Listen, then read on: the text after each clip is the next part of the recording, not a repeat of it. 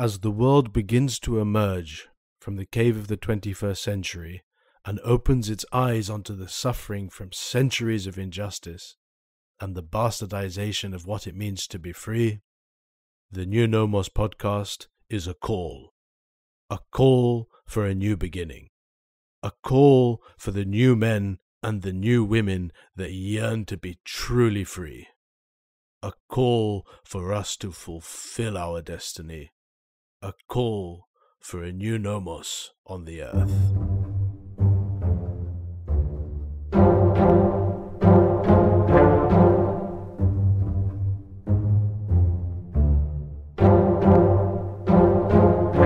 Welcome to the New Nomos podcast. I'm Abdallah, inviting you to join me on this journey of discovery, to define what the New Nomos is and what we need to get there. This episode is with Ahmed Masoet, who is a young cinematographer and budding screenwriter. A few weeks ago, he approached me at an event and asked me a number of questions on a topic which I'm particularly passionate about, namely the subject of nobility and the life and times of Robert Devereux, the second Earl of Essex, a subject matter that Ahmed is actively doing research in to build and create body for a screenplay that he's working on. I knew I couldn't give justice to that subject in that moment, so I pitched him the idea, why don't you rather come to me with those questions, with the microphones rolling, and we put it together as an episode for the podcast. What came from it was a 3-hour conversation that once again went in so many different directions on different tangents, but constantly coming back to the central theme. But when I came to edit the episode, I realized that there were two distinct parts to the conversation. So I've divided them into separate episodes, of which this is part 1. So, without further ado, I present to you episode 32, Noble Characters in Search of an Author, part 1, Facing the Dragon. I'm at a point where I'd officially call it a research point.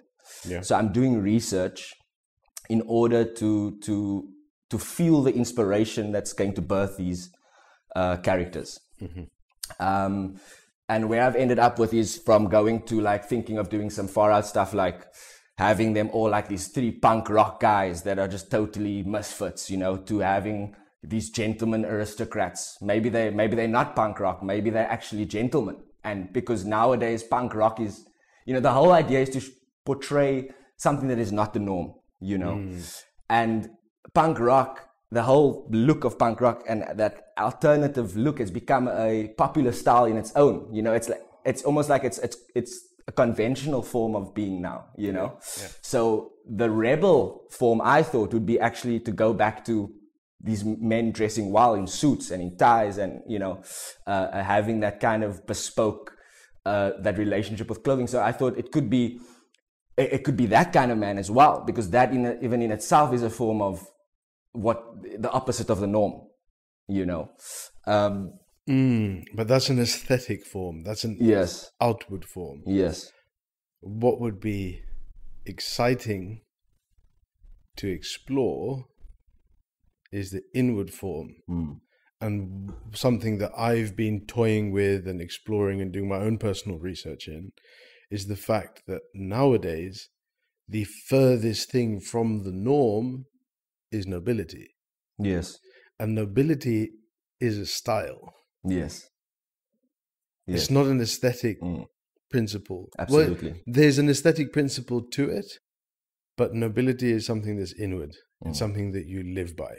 Yes. It's a code of conduct that you adhere to, not for anything other than yourself.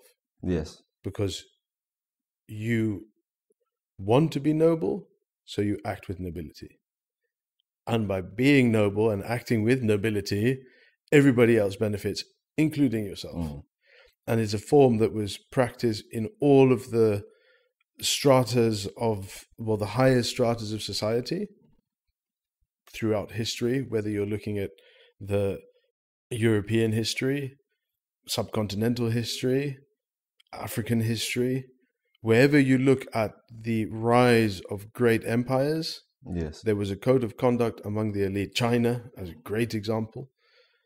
And this code of conduct had different manifestations. yes, But when you break it down to its essence, they're all the same. And it's nobility. yes, And it's something that if you want society to be healthy and in a state of expansion of knowledge, expansion of spirituality, and expansion of joy, and expansion of not necessarily peace. I don't want to use that word because it has a whole lot of connotations, but you could say a society of inward peace. And again, we're not getting caught up in kind of some utopian idea of this perfect space, because it's never been like that and it never will be like that, because the human is human. But I think that would be something exciting to explore, especially in these characters, because the world we live in, what we've inherited and what we're being shown, especially in the West, whether that's through film and Hollywood or TV and, you know, what's being shoved down our throats on Netflix or on the news or in society or these kind of online social media movements, it's all, well, not all, that's a broad statement, but it's a disconnect from nature and the human condition. And the highest form of the human in a social structure is nobility, at least as far as I'm concerned. So you're talking about nobility now, and I've recently made a bit of a development where I want to base the three characters of the screenplay on three characters during the time of Elizabeth I, and the one of these men, which is I think the main guy, is the Earl of Essex, who was also known as Robert Devereux, and then Marlowe, of course, who was a playwright amongst various other things, and then originally I thought Shakespeare. Because in the research I had done and the information I found, he was kind of, it led me to believe that he was associated with the Earl of Essex during his rebellion, but in a very small, insignificant way. So these three men undoubtedly were noble men. Would you agree? I would agree. But at that point, I think I just need to add in something which Essex said, since you mentioned the Earl of Essex. Yes. And he said that being born into a noble family doesn't make you noble. So and I think this is very much a common misconception of nobility, because we talk about the nobility, and you know, the term has this idea of aristocratic families, which, yes, of course, they were the nobility, and because they were born into that arena, they were educated and trained and nurtured into being noble. But what Essex said is that being born noble doesn't make you necessarily noble. So if Essex has said that nobility is not being born noble, then what is nobility? That's the question. And it comes back to what I was saying at the beginning. Nobility is a style. It's a form that you choose to take on. It's something that you live and you exude from your being. Yes. Now, you kind of get this idea of nobility as self-sacrifice. I mean, if you Google it and you read through the descriptions of nobility and the perfect gentleman and this, that, and the other. This idea comes through of like the gentleman is someone who sacrifices himself. And I don't personally believe that. I think that idea has a very weighted Christian connotation. Yes. And I don't think it is that. I think it's that the noble, the person of nobility, it's not that they're sacrificing themselves for somebody else. It's that their inner drive is to serve others. Yes. And in serving others, you're actually serving yourself. Mm. Raising others up means that they will raise you up. Now, you don't do it for the other one to raise you up. You do it because it's your style that you've taken on to raise up other people. Yes. Whether that's the poor, whether that's those under your protection, whether that's those under your responsibility, whether that's your wife and children or your friends or your circle of intimate companions, whatever it is, by your raising other people up, they have to reciprocate by the nature of the human creature. If you're raising somebody up, it's in the nature of the human creature to raise you up, to reciprocate and raise you up. Yes. And that's a key and very important part of the political manifestation of nobility in its highest form. Yes. Where the king or the sultan or the emperor or whatever title the ruler has, when he's raising up his nobles, the men of his court, the court are raising up the king. And like it is at the highest levels, it's the same on the lower levels. Whereas because the king is in charge, the king is in charge of the entire country, right? And each one of his nobles is in charge of a large chunk. So under the nobles are thousands of people. So the king raises up the noble raises up the king, the noble raises up his people, and the people raise up the noble. So it's a healthy dynamic across all stratas of society where there's responsibility and service in different shapes and different forms, depending on where you fit in the, I don't want to say pyramid, but where you fit in the society. Yes. So what I'm highlighting is there's layers. There's lots of layers, and there's ranks as well. There's different ranks of nobility. Yeah.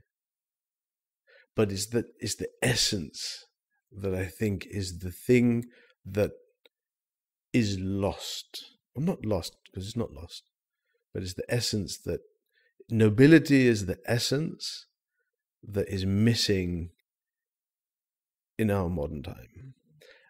And as you said, you're looking at the punk rock artist as somebody who's kind of on the outskirts of society, pushing and kind of in a way also a little bit anarchic, breaking away from society, trying to do something different, breaking the norms. For our time, to be noble is far out. It's far out. Yeah. And it's something that you can aspire to. And it's something that anybody can attain. Because like Essex said, it's not about your birth. Yes, you're born into a noble family in the Middle Ages, and the whole society runs on that ethos, and you're being taught that since the day you were born. Your father is that, so you see it in action and you take it on. Yeah, great. But that's an example showing you what nobility is, rather than saying that you can only be noble if you're born into a noble family. And the whole term of gentleman was a gentleman traditionally was a man that was not born into a noble family, but because he learnt and lived his life by a certain code of conduct, and he lived his life by lived his life with the style of nobility, he was raised up and he was given this title, gentleman. Yes. So it's anybody can be noble if they want to be. Anyone can be noble.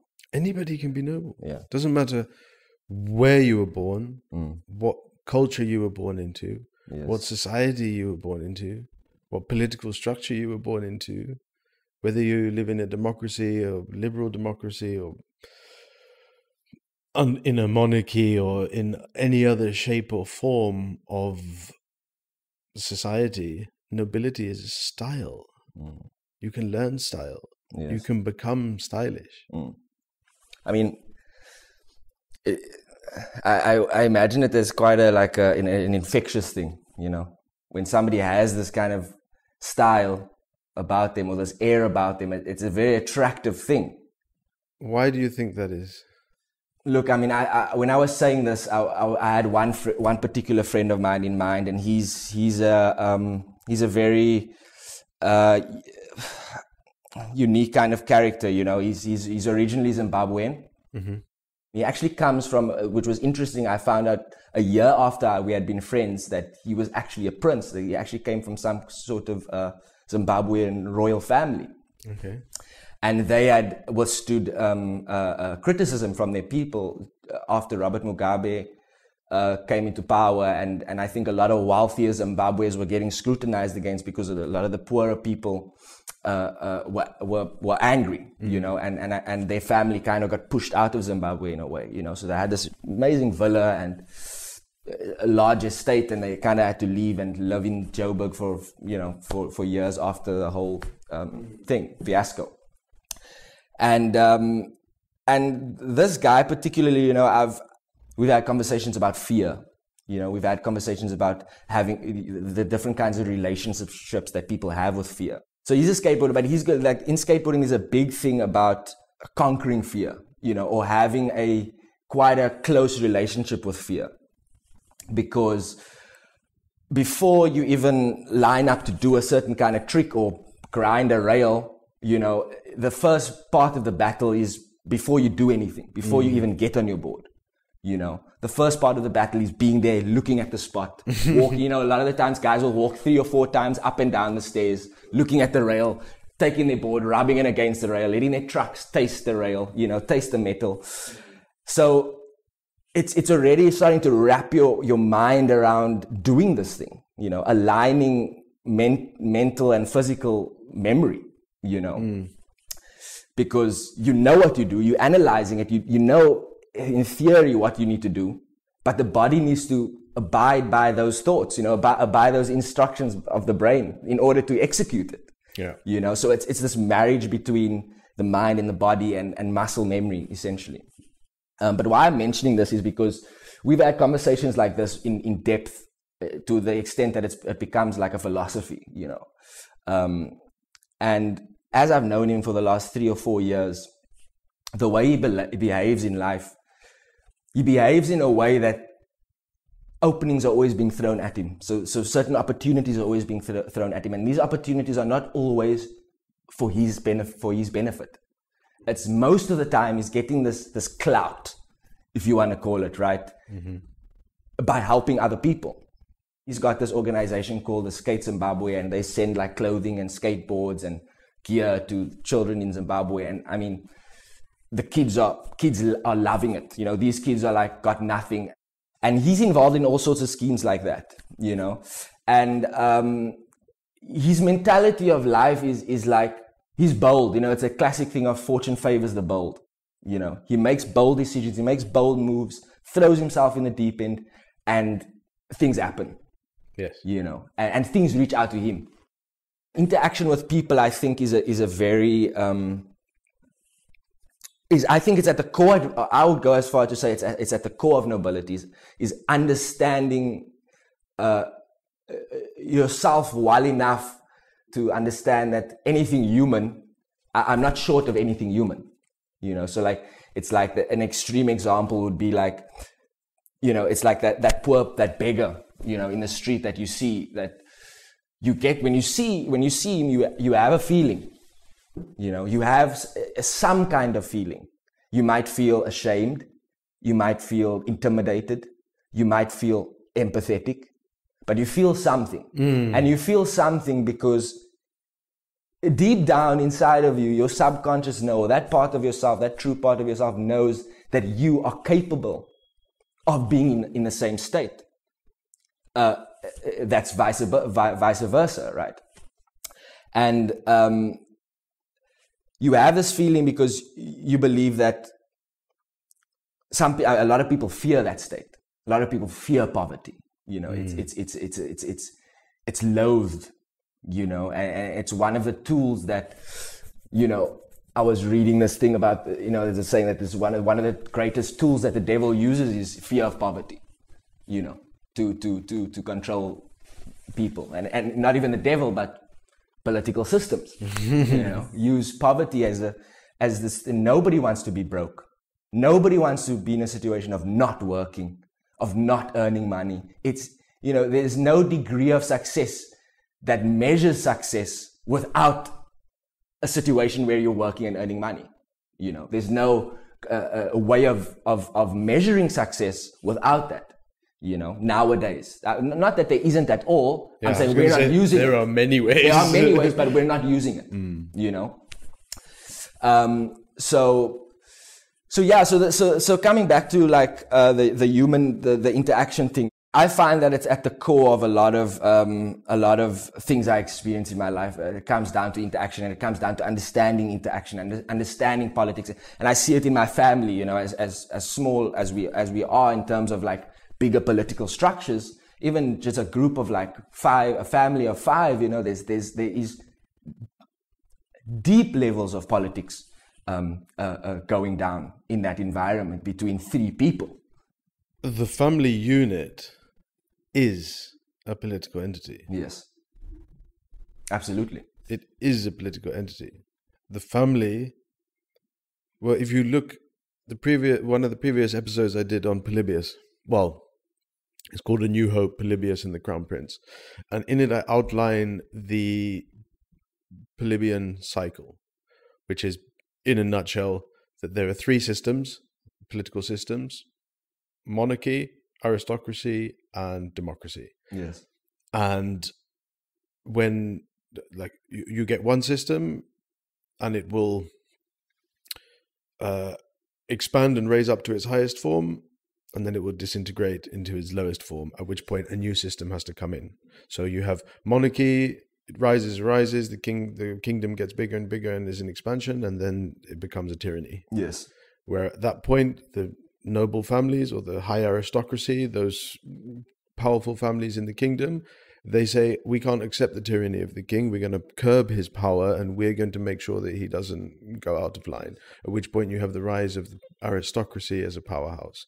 But then the aristocracy, over time, they disintegrate. They lose the values that the family stood by at the beginning. And they disintegrate into an oligarchy. They get greedy and corrupt, and they start infighting and becoming a smaller and smaller grouping. At which point the masses, again, we've got these three levels, at which point the masses say, no, we can't accept this. We need laws and bureaucracy and administration in order to curb the power of the aristocracy that's now an oligarchy. Yes. And there you have the rise of democracy. But just like with the other two political systems, democracy too disintegrates as the structures that were put in place in order to curb the power of the aristocracy becomes corrupt, and there's more and more corruption, and it leads to widespread anarchy. At which point the cycle goes back to the beginning. And where does the cycle begin? It begins with the family. You have a small family unit that has a leader. Yes. Then you have your neighbors on both sides of you. And each one of those families has a leader, and you come together and you're like, for our protection, we need to be together. Somebody raises to the top. That uncle's the most, has the highest form of leadership qualities. Not that he's better or worse than us, but he's got the leadership qualities. He's going to lead us. Yeah. So he becomes the leader of the greater family. Then you've got one large family unit here and another large family unit next door. So now you come together and, you become a clan. And then you bring more family units in together. And then the next family unit on the other side of the river, and then you all come together and now you become a tribe. And a tribe You know, then there's another tribe over there, another tribe over the mountain, etc., etc. And you all come together, and now you're a kingdom. And again, the tribal leaders, the most suited for the leadership role, the most, the one that has those qualities of leadership and governance, he raises up and he becomes the king. Yes. And he trains his children how he is, and he makes sure that the genetic coding is of the highest. It goes through the generations, and the kingdom gets bigger and bigger, and the king himself, via different generations, becomes more and more magnificent until the point at which it starts to disintegrate and it goes back through the cycle. Yeah. So the family unit, as a unit, is highly political. Marriage is a social contract. It's a bonding and a bringing together of families, of wealth, of trade. I mean, traditionally, if you were the owner of a mill, you'd make sure your child or yourself, depending on what's the thing, married somebody from the family of the wheat growers. Yes. Right? So you've got a farmer who's growing wheat, and you own a mill. You marry into that family. There, your descendants are sorted. Yes. Because the descendants are going to take both. Now they've got the wheat and they've got the mill. Finish. You know? And then the next one can marry the baker or whatever it is. I mean, that's not the point. But or you have land. I mean, coming back even to what we were talking about, the family becoming a tribe, becoming a clan, becoming a tribe, etc., etc.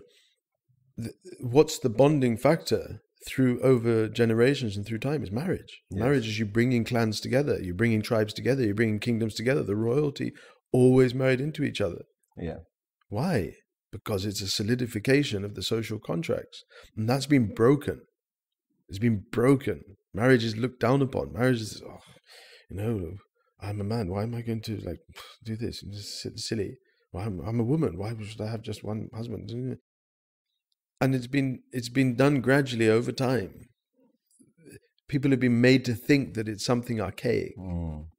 It's something backwards. It's something ancient. Yes. It's not relevant to this new era that we live in. Yes. So you see, there's so many levels to everything. It's like, but then if there's no contract, the spark fizzles, disappears. And then what's holding the couple together? And these things are they're important. They're important. Yeah. I mean, look, this is a very interesting thing for me, because personally, as a young man in this modern time, I share a lot of those opinions. On the contrary, not full-heartedly. But to some extent, when I have thought about marriage, I have thought, is it required of me as a man? Well, let me pause you there. Yeah. Have you ever stopped and reflected on the fact that every romantic comedy or romance film, give or take, especially Hollywood, ends with the couple getting married? That is one of the biggest banes of watching conventional Hollywood for me, because this is what I was about to say, is that because it's interesting for me, because a lot of the time when I think about story ideas, and in a lot of the stories that I do research about to inspire, for inspiration, like for example, one of the biggest ones I'll mention is I was studying the opera of Wagner, the Ring of the Nibelungs, and I was looking at the beginning of the myth, which was the ring, and it starts with so one of the most important things is, because this is actually the prequel to Siegfried, right? So in the ring, and it starts, the entire story starts with gold. So immediately it's showing you this unhealthy or kind of this kind of attraction, this unhealthy attraction that the human being has to gold, that it overtakes them and it becomes greed, and then he becomes what? The giant then becomes the dragon, which symbolizes the ultimate manifestation of greed, of what greed has created the monster. You know, he's just hoarding his treasure in the cave. You know, so it starts with that, and then in the middle of it, when it comes to, I mean, already in the prequel, you hear wind of Bromhilde. You know, she's around. She's like working for Odin. You know what I mean? She's like kind of gets. Yeah, you know, she gets into some trouble there, you know. I mean, I was looking at both the German and the Norse, because I know there's two different myths. There's the Norse myth and there's the German myth, and they tell the same story of Siegfried. The one is Sigmund and the one is Siegfried. But I was looking at both. It's more or less the same, exactly the same story. Anyway, so then something crazy happens, because Siegfried, after he defeats the dragon, he gets his name and he gets his powers. He becomes enlightened in a sense, or he realizes his destiny after he defeats the dragon. And then after, so this is what I find interesting in the timeline of telling stories, of storytelling, which is like, it starts with, first of all, the problem, the issue, the enemy, the gold, the creation of the enemy. Then it goes to the introduction of the hero, which is his parents, you know, which is with the hero of the ring and his wife. I can't remember their names, but anyway, they almost die. Brumhilde saves them at the end, and then she saves them against Odin's commands, or Valtar's commands, right? And she gets punished for it, and she gets thrown into a fire, into the mountain. And then by the time you catch up, the story catches up to Siegfried. Brumhilde's already, you know, imprisoned. Siegfried doesn't know he hasn't really realized himself yet, you know.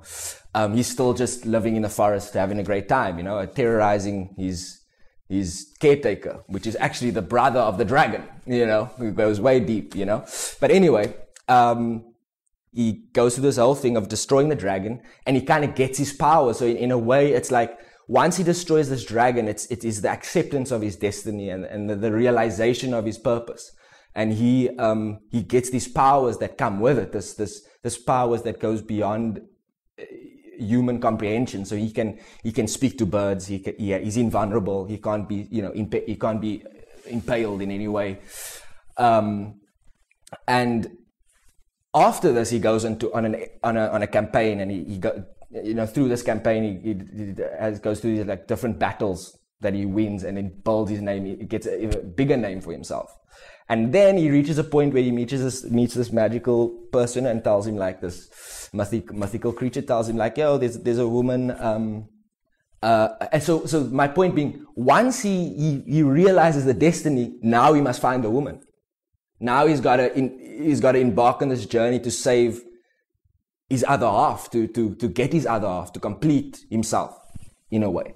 So he goes on this journey. He reaches Brumhilde, and he frees her. He defeats the dragon that's guarding her, and he gets his woman. And for a time, things are great. But a part of this treasure that he stole from the original dragon is the cursed ring, which is in the Lord of the Rings which is based on Wagner's operas, his series is that ring, is the cursed ring, which brings misfortune to anyone who has it in their possession. Well, what is the curse of the ring?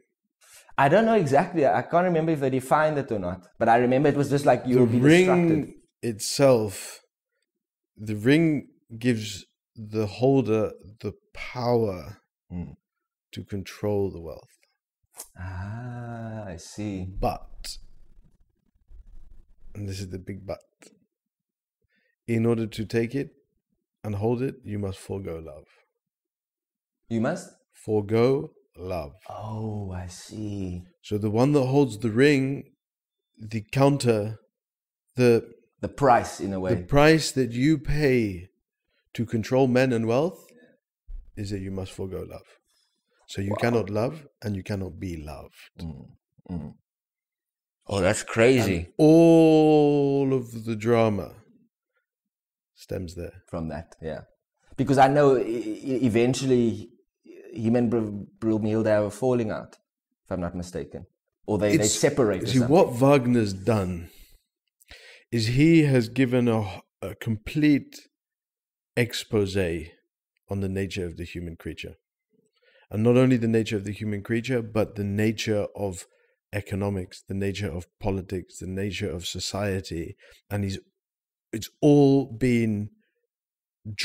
drawn from mythology. Yes. And then on top of that, because he is just genius, he's created the most beautiful music to communicate the different emotions and feelings of each one of these characters as they go on this epic journey. So you have this music which is sublime. You have this story which is sublime. You have these characters which are manifestations of different aspects of the human creature and the social dynamics and the family dynamics, etc., etc. Wotan punishes his daughter by putting her in a ring of fire. How many fathers put their daughters in rings of fire, metaphorical rings of fire? It's all imagery, it's all symbolism. Yes, of course. In order for Siegfried to find him, to reach his highest capacity, he has to take the woman and save her from the father, jump out of the ring of fire. But Brunhilde has to take the leap of faith. This man just comes there into the ring of fire and says, jump. Yes. And she has to jump. You know, these are like the snippets. Yeah. Now, I wanted to ask you when you were saying it, what is the dragon? If you were Siegfried, if Siegfried is you, what is the dragon? What does the dragon represent? What is the dragon? Think about it from the hero's journey, Joseph Campbell.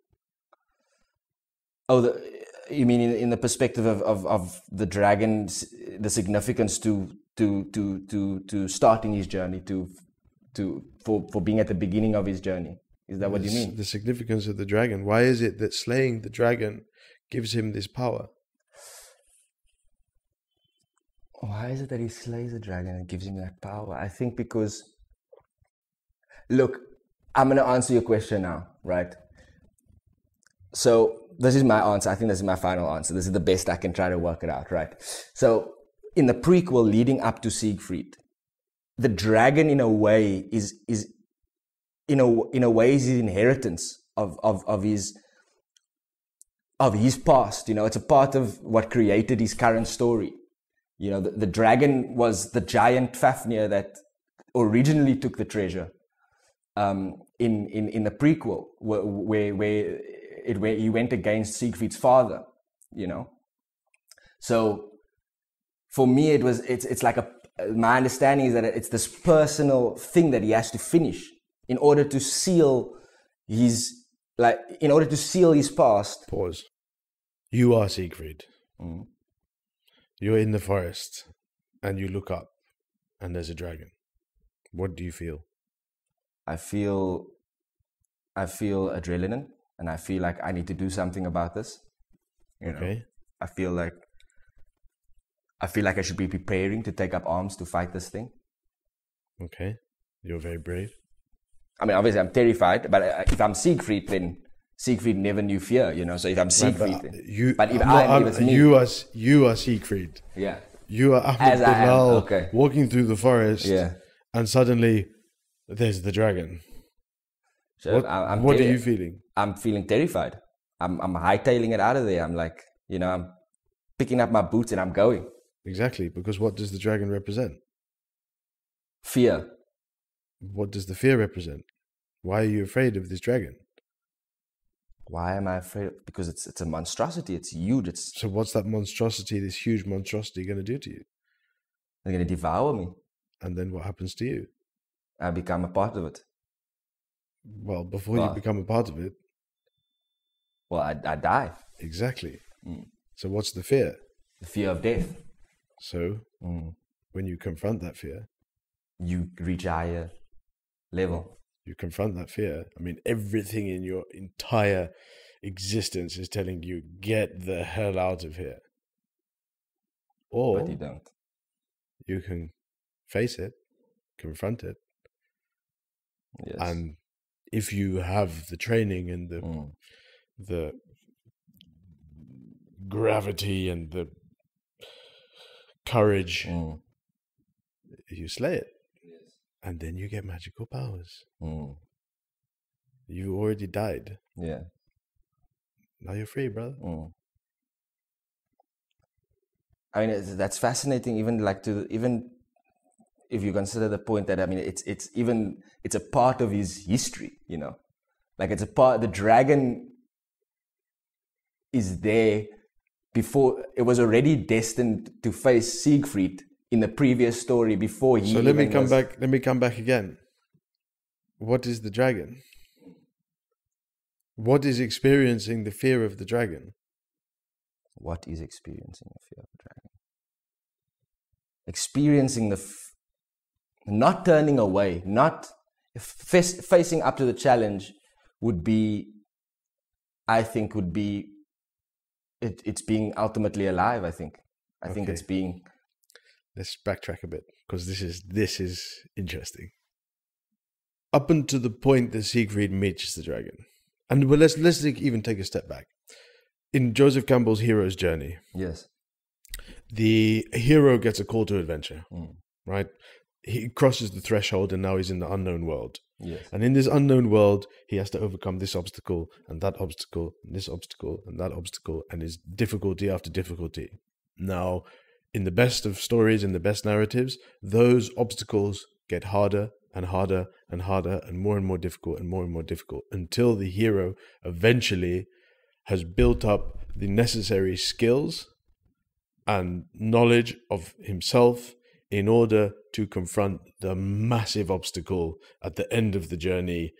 He has found that he has come to terms with himself and who he is, and by going on this journey and confronting all these obstacles, he's ready and he's able to conquer the ultimate obstacle, yes, however that manifests in the narrative, and then he's free of what was blocking him at the beginning, and he's able to go back to where he started, having learned from this journey and being able to pass that on to the society that he came from. Yes.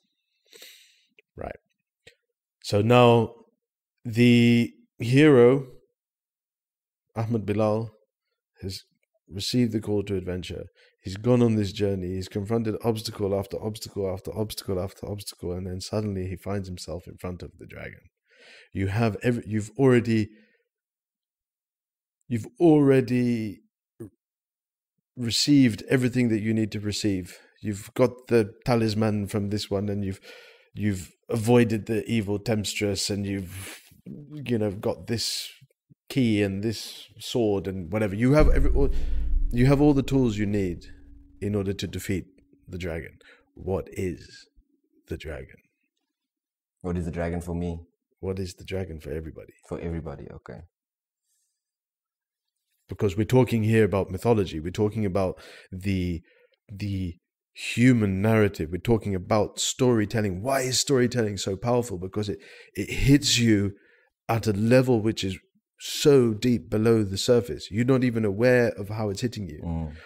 Why is Greek tragedy catharsis? Because you're seeing these disgusting, horrific acts being played out. And in seeing it being played out, you're healing yourself. There's a catharsis. Yes. There's a freeing of it. Because the human creature contains all of these possibilities. Yes. Yes. So, what is the dragon? What's stopping you?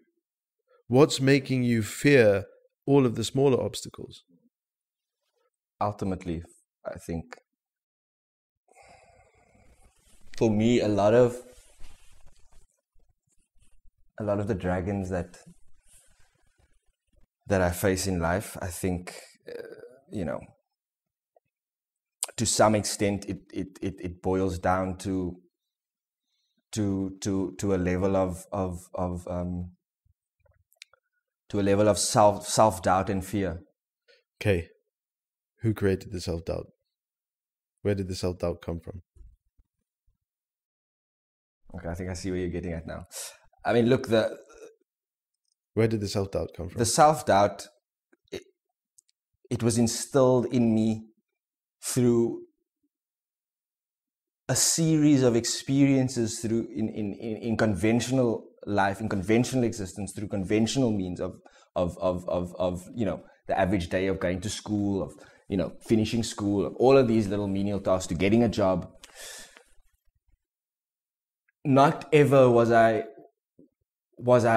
showed from the world a healthy relationship with failure, in the sense of that we are made to fear failure so much that we're not even willing to try, because we're so afraid of failing, right? You're so afraid of failure. Well, me, yeah, right. To some extent, of course, because I do believe that fortune favors the bold, and that to some justice, you need to be able to make bold moves in order to get what you want at the end of the day, or to reach the places you want to reach.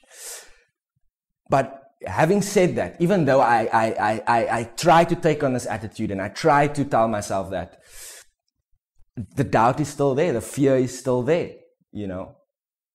Who created the doubt? Where did the doubt come from? I want to say that it came from external means, but at the end of the day, I think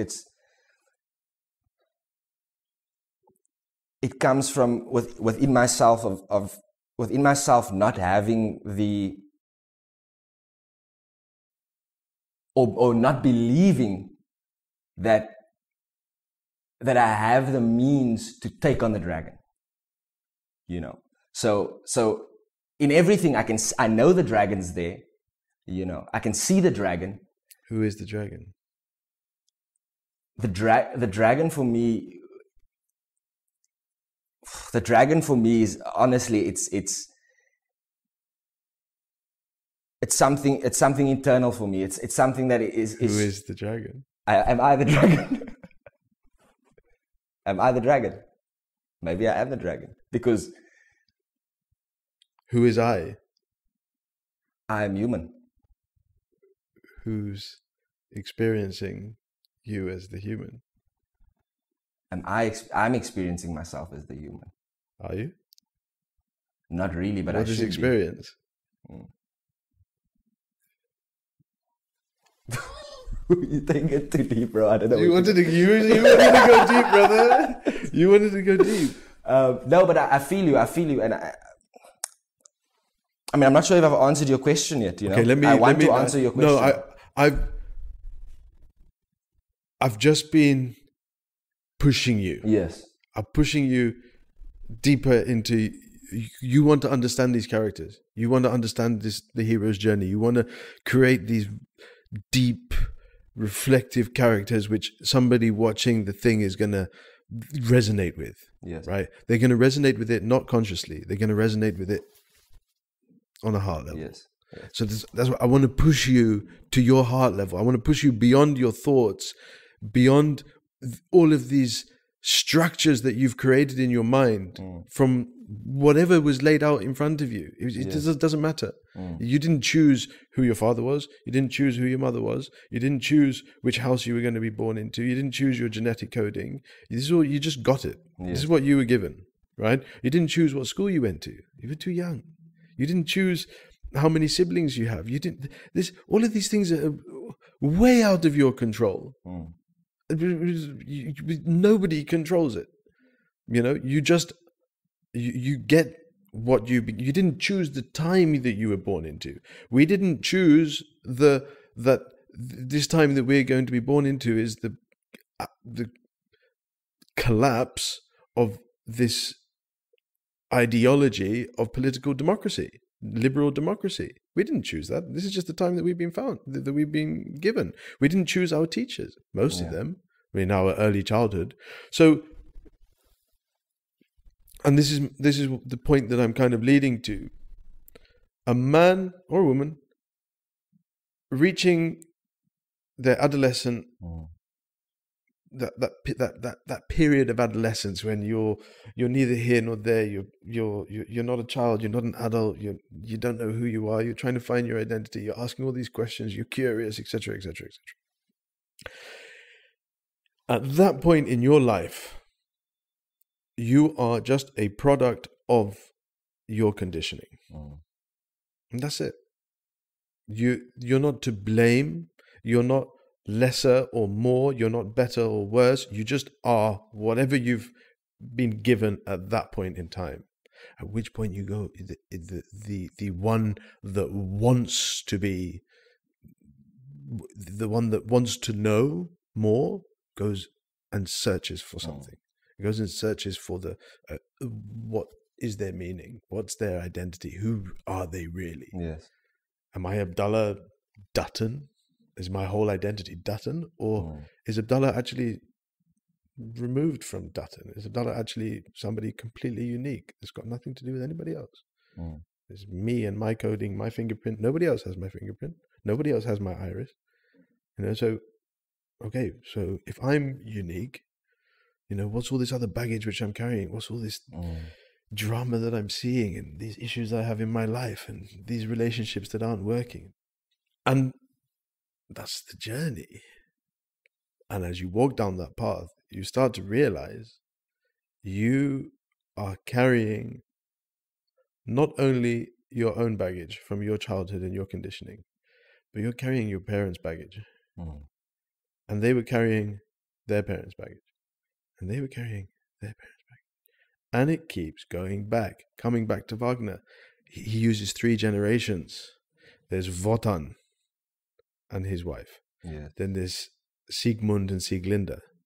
And then the child, the 3rd generation, is Siegfried. Siegfried's the hero. Siegfried's the one and interestingly, he was orphaned. He wasn't raised by his parents. He was raised by the goblin that he terrorized, like you mentioned. So this man has had to create his whole reality, his whole identity from himself, not from some external idea that the father's imposing this, the mother's imposing that. No. He's had to create it all himself. And he's the one who's fearless. Prophet Sallallahu Alaihi Wasallam was an orphan. You see, there's deep meanings in the symbolism, in the metaphors of what, and that's what I'm saying. Like Wagner's the Ring of the Nibelungen, you can take it and you can go deeper and deeper and deeper. You can it's a universe that you can keep pulling out of. And so when it comes to the point at which you're standing in front of the dragon is everything that is blocking you from the reality. So what is blocking you from the reality is yourself. And everything that you've created in your mind and your thoughts and your ideas and your analysis of creation and your analysis of this and your analysis of that. And to face the self is horrifying. It's horrifying. No one wants to be told who they are. No one wants to accept that they're actually their father. Nobody wants to believe the lies that they tell themselves. Yes. No, I've definitely experienced that. I mean, it's funny because now you mentioned the relationship between father and just that thing of between even just parent and child. No, 100%. Yeah. But also just father and son. Like I know with my father. My father has always been like, in my life, he's always been the mirror of reality, regardless of, of what was going on in his life at the time and difficulties and family and, wives and all of these things. Whenever I would go to him for advice or I would be presented with a dilemma of some sort, moral or practical or whatever, he'd always be able to give me the advice I didn't want to hear, and I didn't want to hear it. And for a long time, I had a complex about it. For a very long time, I had a complex about it where I wouldn't want to discuss anything with him because I'm actually afraid of hearing the truth about myself. Yeah. Do you know what I mean? Like, if that makes sense. So, And now I'm at an age and at a level of maturity where we have conversations, and our conversations are just like that, you know, and we can share ideas, and I can take his advice through the conversation without it being like this, I'm getting a lecture now from my father. Confrontation. Yeah, you know. Yeah. And only now it's something that I'm, you know, it's one of the things I try to be most grateful for in my life, because it's really as difficult as it is to look at yourself from outside yourself, you know, and I always, you know, when I was young, I started reading heavier material from a young age, because it was the books that were around, you know.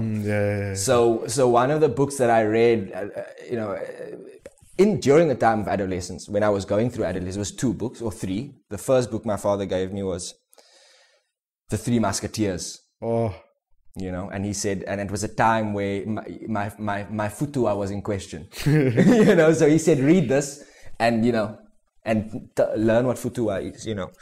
And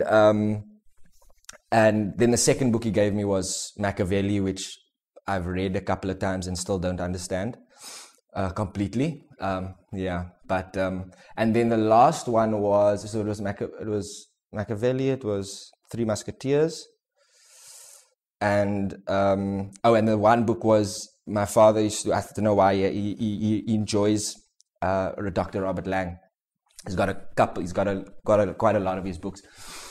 And the one book I read, which during the time of adolescence, which was so significant, because it's called Sanity, Madness, and the Family. It's basically like Dr. Robert Lang reopens cases of patients that have already been diagnosed with schizophrenia or severe paranoia, all of these intense mental illnesses, you know. And he reopened their cases, and a lot of these people's cases were looked at when they were either, you know, some of them were a lot younger, like teenagers, and now they're grown up and they have children, and their cases are being looked at again by Dr. Robert Lang.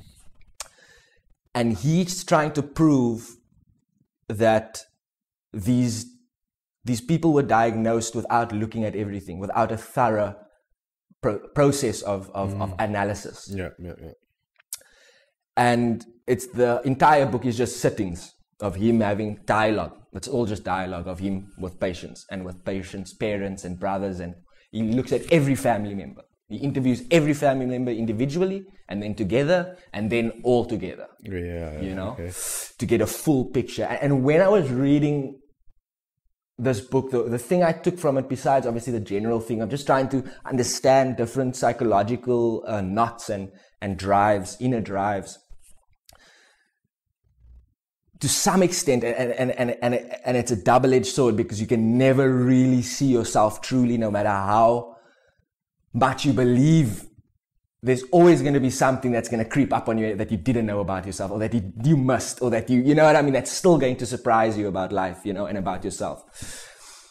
And but although, you know, having said that, after reading this book, I started doing something subconsciously, which was looking at myself from a psychoanalytical point of view.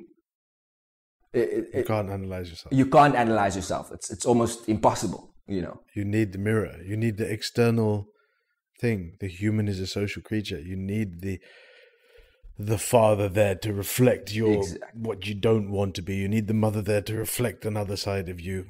And I'm giving examples. I'm not saying you need the wife in a very intimate setting who reflects back to you, you know, who you are. The child reflects back to you, the friends, the society, the random man in the middle of the street who just shouts at you. How do you react?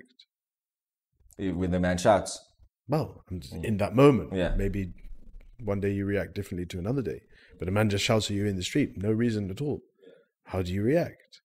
I mean, I'd first of all check like, yo, who are you? Right. Somebody else might be scared. Like you were saying before, somebody else might feel this, somebody else might feel that. But that is you. It's your universe. It's something that you've brought that event to you. You've brought the person who cuts you off in the traffic. It's an event that's manifest in front of you for you. Now, how do you choose to react to that situation? It's all, you know, when it all comes down to the moment, being in every single moment. There's something that I wanted to say, and I before I say that, I want to preface it by saying, like, wow, how blessed you are to have received those books from your father at that period of time. Yeah, absolutely. And that requires immense gratitude, you know. And I think that you're, like I said before, you don't choose your parents, you don't choose the situation, you don't choose any of these things. And look what Allah's blessed you with. Yes. You know, and that's massive. And things like that need to be looked at for what they are. It's like one act like that giving you the Three Musketeers at that time in life. How many fathers give their children books like that nowadays? And at the time, you know, it's almost like it's a prescribed medicine. You know, it's like it's beautiful. But now, drawing on this, I mean, we were supposed to be talking about nobility now and Essex, and there's one thing that I want to highlight from your friend's story. Yes, something that I see from it. This man from Zimbabwe. Is that you mentioned, and correct me if I'm wrong, but you, in conversing with him, in doing things with him, in being in his social circle, you've mentioned that you have witnessed nobility in him, or that form, that style. Yes. He's a prince. That's it. Yeah. It's in his ancestral coding, literally and figuratively. That's where he comes from. Yes. That's what he comes from. That's what his genetic coding is. And there's an important... Now, again, we come back to the same thing that we were saying. Just because you're born noble doesn't mean you will act noble. Just because you have noble heritage doesn't mean that you have nobility. But it is in his genetics. And he can, and he is living it, and he can nurture it and take it to a higher level. Yes. And if we take every human and you take it right back to the source, and you take it right back to the fitrah of the human creature, has the possibility of nobility. Anybody. Yes. It's in the makeup of the human, and anybody can get it. But it all starts with a yearning. You have to want it. You have to want that style. You have to want to live that style. And that style doesn't necessarily mean wearing a suit. Doesn't necessarily mean this or this or that. Because it's a style. It's a way you carry yourself. And yes, it's attractive. But it's not attractive because the man or the woman looks beautiful because of their outward aesthetic. Yes. They're beautiful because of their inward aesthetic. And it's that inward, at its highest, it shines on the face. Yes. And you cannot avoid it. And that's what we want. And that's what we yearn for. And that's what we work towards. And it benefits, it's one of those things that benefits everybody. It benefits everyone that's being served, and it benefits the one who's serving. Yes. And that's the one of nobility keeps the company of noble people. And so there's a constant dynamic between these men and women that are constantly competing with each other in being better. And not that you're putting the other one down for being worse, but it's in other words, you're raising the other one up to be better than you. It's like that healthy competition. Exactly. And it's like, I am, like you compete in acts of generosity, not saying, oh, I gave 100,000, oh, I gave 120,000, but you just feed 100,000 people. Okay, you feed 100 people, and the next one is like, he fed 100 people. I want to feed 150, and he feeds 150. 150. I'm feeding 200. It's an inward competition. We compete in acts of nobility among a grouping of nobility, And everybody wins. Because it's a collective. And it's an ethos. And it's expansive. And it overflows. And the opposite is what we have in our time today, which is individualism. Me, me, me. I want to be richer. I want to make more money. I want 100 million followers. I want everyone to be looking at me. I want to be famous. I want to be known. I. And it's all insular. Yes. Lockdown. I'm alone. I'm stuck in my house. All of these things, it's not conspiracy theory. It's that the system wants people to be alone and alienated. And that's against the human nature. Thank you for listening to this episode of the New Nomos podcast. I have to say that Ahmed Bilal is such a fine young man. And it really was an honor to do this recording.